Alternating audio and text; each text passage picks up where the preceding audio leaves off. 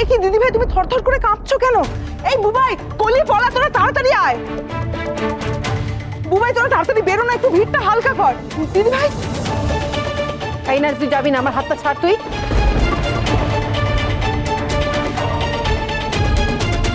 দিদি ভাই তুমি শান্ত হও। তোমার ছেলের বিয়ে আমি বুঝতে পারছি, কিন্তু আমার কথাটা শোনো তুমি। বন্যা, তুই আমায় ছাড়। এই বউটান, কি করছিস কি? তোতে ট্রে থেকে দাঁড়া, একটা জিনিস আমায় দেখতে হবে। কি দেখবে দিদি ভাই? ডেকোরেশনটা তো নষ্ট হয়ে যাবে। বলো কেন তুই ঝামেলা করছিস বলতো? তত্ত্বের ত্রুটি থাকলে কি হবে তুই জানিস? আমার দরকার আছে, আমায় দেখতে দে।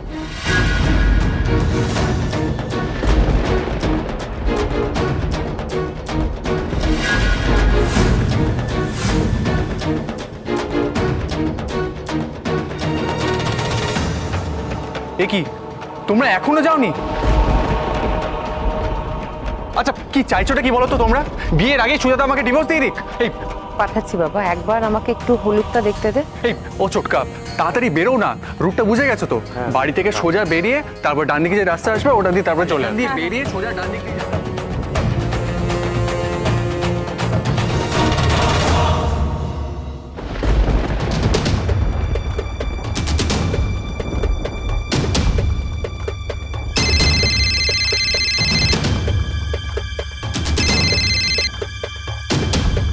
হ্যাঁ মা, হ্যাঁ হ্যাঁ মা, তুমি যা যা বলেছিলে সব করেছি। হঠাৎ করে বাড়ির বড় বউ লক্ষ্মী হয়ে গেল মা, আর আমিও অলক্ষ্মী। আমি বাড়ির কোনো শুভ কাজে হাত দিলেই সেসব অমঙ্গল হয়ে যাবে। কই হলো তো অমঙ্গল মা, পারলো বড় বউ আটকাতে? ও বড় বৌদি, নিরামিষ যারা খাবেন তাদের খাবারগুলো ওখানেই থাকবে? ওই খাবারগুলো ওখানেই থাক। শোন, ফ্রিজের সঙ্গে কিন্তু ঠেকাস না, ফ্রিজের কোনো জিনিসের সঙ্গে যেন না ঠেকাতে। কি হয় বলছি, ওই হলুদ বাটার শিলটা কোথায় গেল রে? তুই কি ধুয়ে ফেলেছিস? না গো, একদম সময় পাইনি, ওই কোনাটাতে রেখেছি।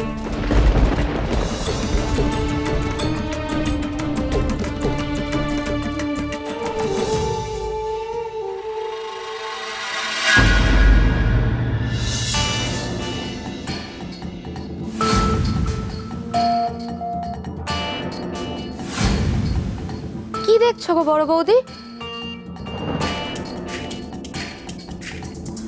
হলুদ পাল্টানো হয়েছে রে কাজল।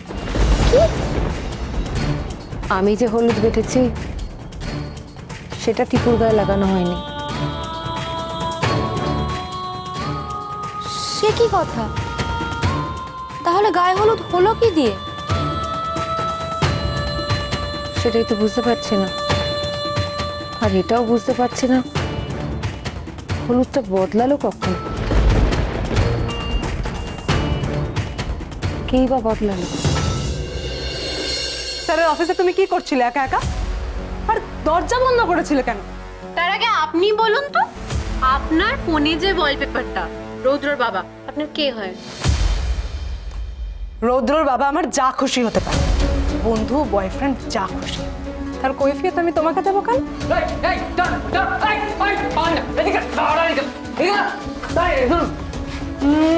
মানিক জোর কোথা পালাচ্ছে? হ্যাঁ, ক্যান্টিনে ধোয়া আগুন লেগেছে তাই না? হ্যাঁ তাই তো, একদম বাজে কথা বলবি না। এই কি মতলব তোদের? কি মতলব? কেন সরিয়েছিলি বাজে কথা বলে আমাদের এখান থেকে? হ্যাঁ, এই ছেলেমেয়েগুলো আমাকেও স্যারের ঘরে ঢুকতে দিচ্ছিল না দাদা। আর তারপরে দেখলাম এই যে এই মেয়েটা স্যারের ঘর থেকে বেরোলো। এই ধরো, আবার আবার তুমি স্যারের ঘরে ঢুকেছিলে? কি বদমাইশ মেয়ে রে বাবা! এই কি করেছো? কি করেছো ভিতরে বলো? কোন ফাইল নষ্ট করেছো এক্ষুনি বলো আমাকে। কি হচ্ছে কি এখানে? কি হচ্ছে? এত এত ভিড় কেন? স্যার, স্যার আগের দিন এই মেয়েটা একা আপনার ঘরে ঢুকেছিল, আজকে দেখুন সব দলবল নিয়ে এসছে দেখুন। আর স্যার আমাদের মিথ্যা কথা বলে এই ছেলে মেয়েগুলো এখান থেকে সরিয়ে দিয়েছিল। স্যার, স্যার এর সাথে সাথে এদের সবাইকে শাস্তি দিন। কেন কেন কেন? ওরা কেন শাস্তি পাবে? যা করেছি আমি করেছি। আমি তোমার ঘরে ঢুকেছিলাম একা একা, ওরা কিচ্ছু করেনি। ওদেরকে ফালতু ফালতু কেস খাওয়াবে না, তোমাকে দেখে আমি। হ্যাঁ আচ্ছা, বেয়ারা মেয়ে তো। স্যার জানেন, তখন ও আমার হাত থেকে মোবাইলটা ফেলে ভেঙে দিতে যাচ্ছিল। একদম বাজে কথা বলবেন না। আপনি বা কেন এইভাবে ঢুকছিলেন হঠাৎ করে? আমার সাথে ধাক্কা লাগবে সেটা আমি কি করে বুঝবো? এই সাইলেন্স, সাইলেন্স! রঞ্জিনী, তুমি ভেতরে এসো। এসো ভেতরে।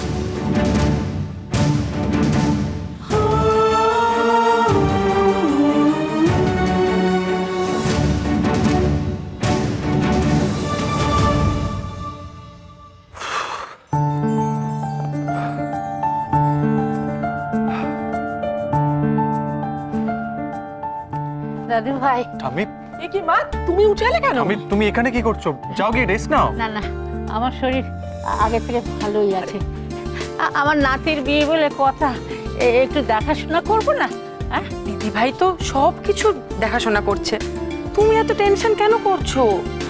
ছেলেটার মুখটা একদম শুকিয়ে গেছে দেখ।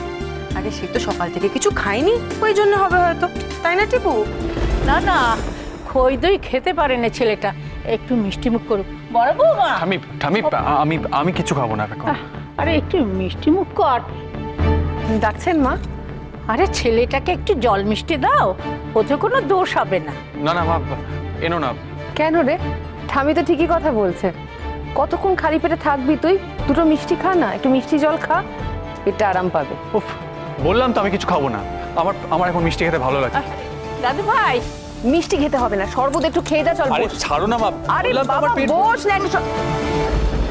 তুই কি মাংস খেয়েছিস নাকি রে?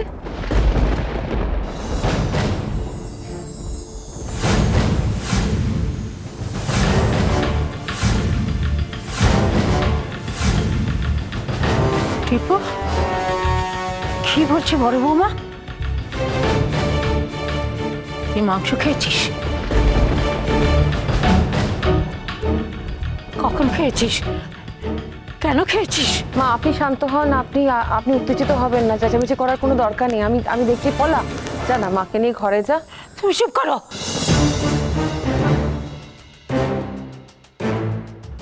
ওর নিজের মুখে বলেছে ওর পেট ভর্তি, না খেলে পেট ভর্তি হয় কি করে?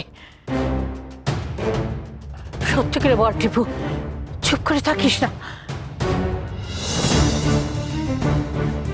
কখন মাংস খেয়েছিস? কে দিল তোকে?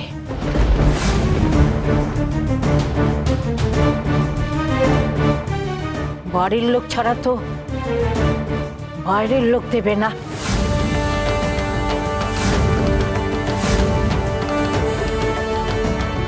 তোর বন্ধুরাও তো কেউ আসেনি? গায়ে হলুদে মস্করা করে তোকে খাইয়ে দেবে? কে দিয়েছে বল? টিপু, ঠাম্মি কিন্তু অসুস্থ, ঠাম্মি চিৎকার করছে, উত্তেজিত হয়ে পড়ছে। বল না সত্যিটা, মুখ বন্ধ করে থাকিস না, বল না হলে কিন্তু ঠাম্মি আরো চিৎকার করবে, অসুস্থ হয়ে পড়বে। কি করছিস কি, বল।